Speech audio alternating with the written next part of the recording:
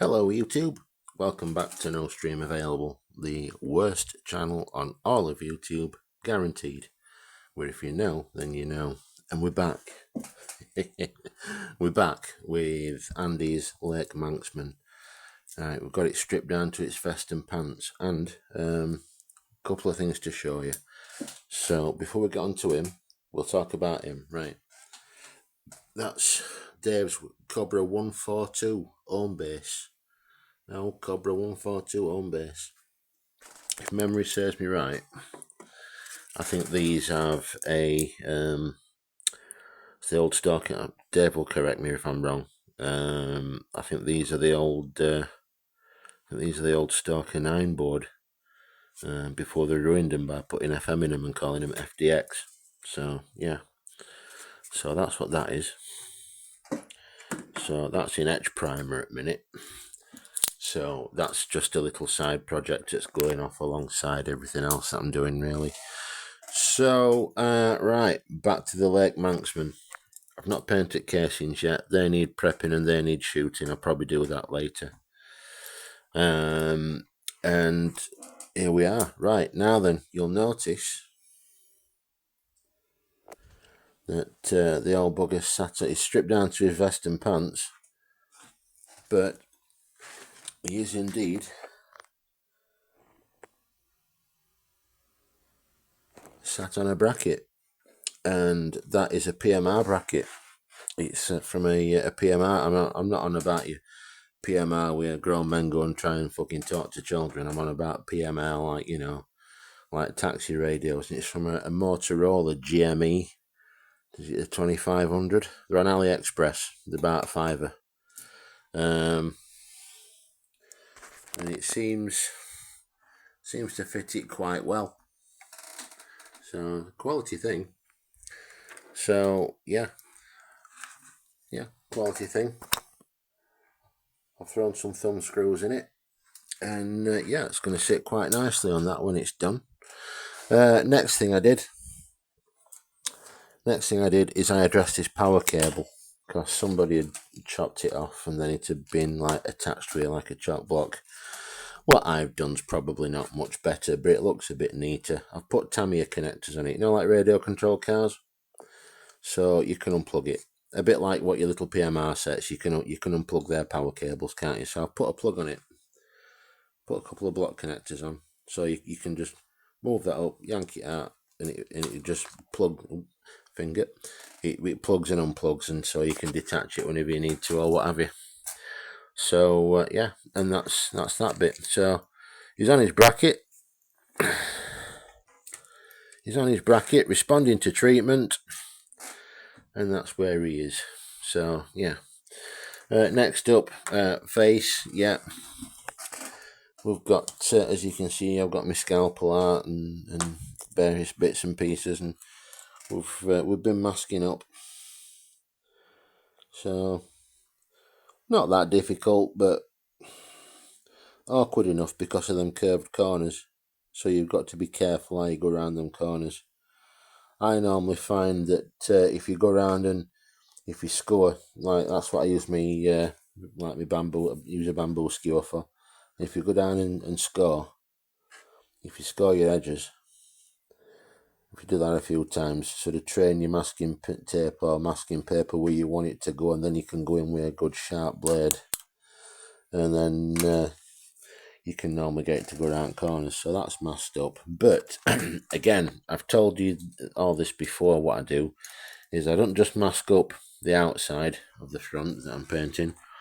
I mask up the inside, because what can happen is you can get creep through.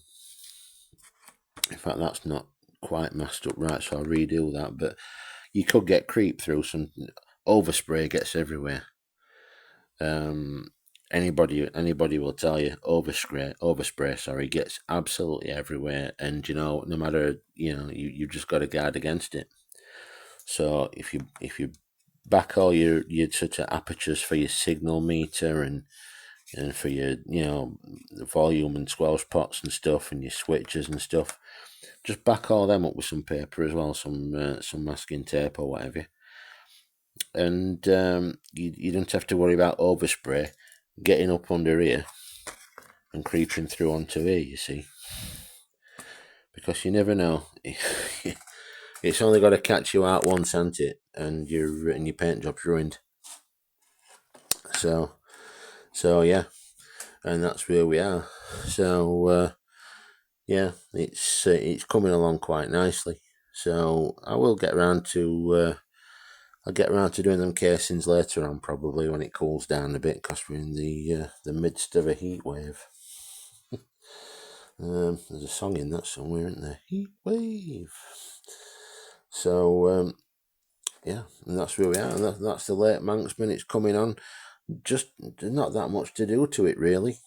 You know, it's got its mic now. It's got its bracket. It's got its thumb screws. Got its power cable sorted out, and I've powered it up, and it works.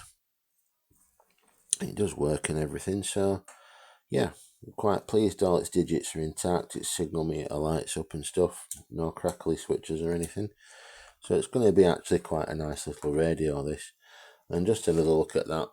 Like I say, it's a Motorola PMR bracket, and it seems to do the trick. So I don't know. I think what I might do is, if I do any more of these radios, rather than struggling and cutting metal and stuff, I'm going to start looking for brackets that I can use on other projects and things, because it just seems to make sense. It takes some work out in it for these poor old hands. But because, like I said, I'm out of sheet metal, so that's why I went looking for a bracket that would fit it elsewhere, and I stumbled across them on AliExpress. And like I said, they're about £5 from AliExpress, and yeah, I think it's worked out quite nicely. The thumb screws need to be 4mm metric thread, metric fine. So if you just type in M4 thumb screws, or rig bracket screws on eBay, they're called, and there's loads of sellers selling them, so there's no excuse not to have thumb screws in it. And then obviously we're going to put some nice new machine screws in casing. So yeah, so that's where we are. There's not much else to say, really. It's a pretty straightforward little rig. I think next time you see this rig, it'll all be back together and ready for going home. Well, to its new home anyway. So yeah, but that's where we are. In other news, well, there is no other news. Things have been fairly drama free with this project. There's been not too bad. There's been not overly complicated. So I think what I might do is I might do some wet flatting on this, get a few imperfections and paint nibs out of that etch primer before it gets its satin black coating on it. And yeah, that's about it, really. There's not much else to say. I'm sorry it's only a short one, but yeah, it's all nice and calm, nice and steady. We're maintaining straight and level flight, Breaker. So anyway, you know what to do. Drop a comment in the section below.